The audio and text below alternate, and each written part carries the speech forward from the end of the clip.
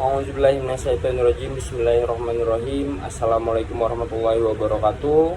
Alhamdulillahirabbil alamin. Assalatu wassalamu ala asyrafil anbiya'i wal mursalin Sayyidina Maulana Muhammadin wa ala alihi wa sahbihi ajmain. Amma ba'd. Yang pertama, marilah kita panjatkan puji syukur kita kehadirat Allah Subhanahu wa taala yang telah memberikan rahmat kesehatan jasmani dan juga rohani kepada kita sampai kita bisa menikmati rasa sehat yang sampai saat ini kita rasakan. Tak lupa kita lantunkan salawat kepada baginda Nabi Muhammad SAW yang mana beliau telah berjuang mati-matian dari zaman jahiliyah sampai menuju zaman yang kita rasakan ini yaitu zaman terang benderang. Oke. Perkenalkan, nama saya Muhammad Naufal Al-Fikri Tarigan dari Universitas Muhammadiyah Pontianak. Kali ini saya ingin menyelesaikan tugas dari Bapak Dedi Susanto untuk tugas UTS pada tanggal 22 Mei 2025. Yang mana tugas tersebut saya disuruh menjelaskan tentang sinergi ilmu dan pengintegrasiannya dengan nilai dan ajaran Islam. Dan juga yang kedua, poin kedua itu adalah paradigma ilmu tidak bebas dengan nilai. Poin ketiga adalah paradigma ilmu bebas dengan nilai. Dan poin keempat ataupun yang terakhir, perlunya akhlak Islam dalam penerapan ITS. Baiklah, langsung saja untuk mempersingkat waktu, saya langsung saja ke sinergi ilmu dan juga pengintegrasiannya dalam nilai ajaran agama Islam. Nah, sinergi ilmu dan pengintegrasiannya dalam nilai ajaran agama Islam merupakan suatu upaya untuk menyatukan antara pengetahuan yang bersifat rasional dan empiris dengan nilai spiritual dan juga moral yang bersumber dari Al-Quran dan juga Sunnah.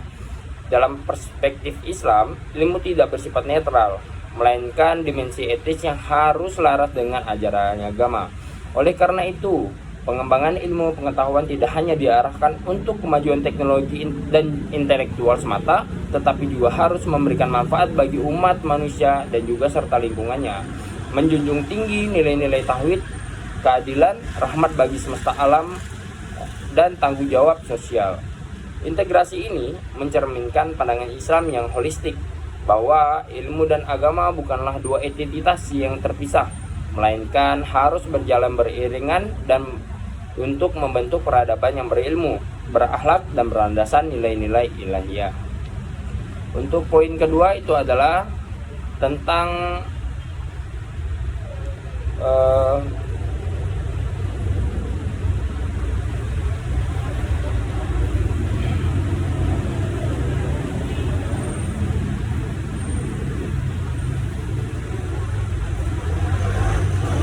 yang kedua itu adalah tentang paradigma ilmu tidak bebas nilai. Nah, paradigma ilmu tidak bebas nilai menurut agama Islam, bahasa yang memegang peranan sangat penting karena Al-Quran sebagai wahyu Allah yang terakhir diturunkan dalam bahasa Arab. Bahasa Arab dianggap sebagai bahasa suci dan bahasa wahyu yang paling mulia untuk menyampaikan firman Allah. Umat Islam dianjurkan mempelajari bahasa Arab dan dapat memahami Al-Quran dan juga hadis secara langsung, karena terjemahan hanya merupakan tafsir dan tidak sepenuhnya mengganti makna asli. Banyak ibadah dalam Islam seperti sholat, doa, zikir dilakukan menggunakan bahasa Arab yang juga memperkuat kesatuan umat Islam di seluruh dunia meskipun berasal dari berbagai bahasa dan budaya. Selain itu, bahasa Arab juga menjadi media utama penyebaran ajaran Islam dan menghubungkan umat Islam di berbagai negara dan dengan satu bahasa liturgis. Islam juga mengajarkan untuk menggunakan bahasa dengan baik dan benar, serta menghindari penggunaan bahasa-bahasa untuk hal-hal yang sia-sia atau menyakiti orang lain. Dengan demikian, dalam Islam, bahasa Arab bukan hanya alat komunikasi, tapi juga sarana suci yang mengandung nilai spiritual dan juga teologis yang sangat penting. Poin ketiga, tentang paradigma ilmu yang tidak bebas nilai. Ilmu yang bebas nilai. Nah, paradigma ilmu yang bebas nilai itu pengetahuan yang tidak dapat dipisahkan dari nilai-nilai yang spiritual. Islam memandang ilmu sebagai anugerah Allah dan harus dimanfaatkan untuk kebaikan umat manusia untuk mendekatkan diri kepadanya. Oleh karena itu, ilmu tidak berdiri sendiri sebagai pengetahuan yang netral atau bebas nilai, melainkan selalu harus disertai dengan nilai-nilai Islam seperti kejujuran, keadilan, dan juga tanggung jawab sosial. Dalam Al-Quran dan juga hadis, umat Islam dianjurkan menuntutkan ilmu dengan niat yang ikhlas dan tujuan yang benar, yaitu untuk mengenal Allah, memahami ciptaannya, dan serta menjalankan perintahnya di muka bumi. Ilmu tidak didasari nilai agama berpotensi menyesatkan atau disalahgunakan. Misalnya, ilmu yang digunakan untuk merusak, menipu, atau menindas bertentangan dengan prinsip Islam. Sedangkan ilmu yang bermanfaat dan digunakan untuk memperbaiki kehidupan serta menjaga keadilan sosial ajaran agama Islam sangat dianjurkan. Dengan demikian, dalam Islam ilmu dalam nilai tidak bisa dipisahkan. Oleh karena itu harus dijalankan dengan kerangka etika dan juga moral yang bersumber dari wahyu Allah agar membawa kemaslahatan bagi individu dan juga masyarakat. Poin terakhir kita itu adalah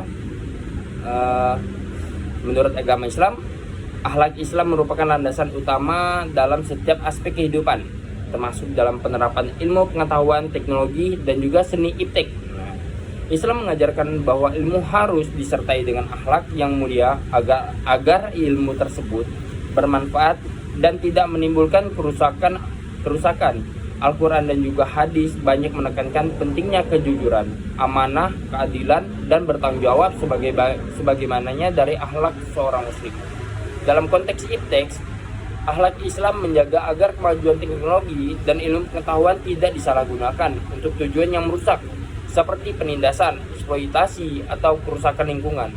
Dengan akhlak Islam, iptek dijalankan tidak hanya untuk kemajuan duniawi, tetapi juga sebagai bentuk ibadah dan juga pengabdian kepada Allah Subhanahu wa Ta'ala. Oleh karena itu, penerapan iptek harus selalu berlandasan nilai-nilai agama agar membawa kemaslahatan bagi umat dan menjadi jalan menuju keberkahan serta keselamatan dunia dan juga akhirat. Jadi dari beberapa 4 poin sudah saya jelaskan. Mungkin kurang lebihnya saya mohon maaf jika ada salah-salah kata ataupun salah dari penjelasan yang saya berikan. Saya minta maaf karena kesalahan itu dari saya, dan yang paling sempurna itu adalah Allah Subhanahu wa Ta'ala. Sekian dan terima kasih. Saya tutup. Assalamualaikum warahmatullahi wabarakatuh.